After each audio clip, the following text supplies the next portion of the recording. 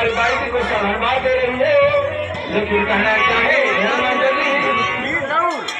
और 40 रुपया सलमान खान की तरफ से आगे हमारी बाइक को सलाह दे रही है, लेकिन कहना चाहे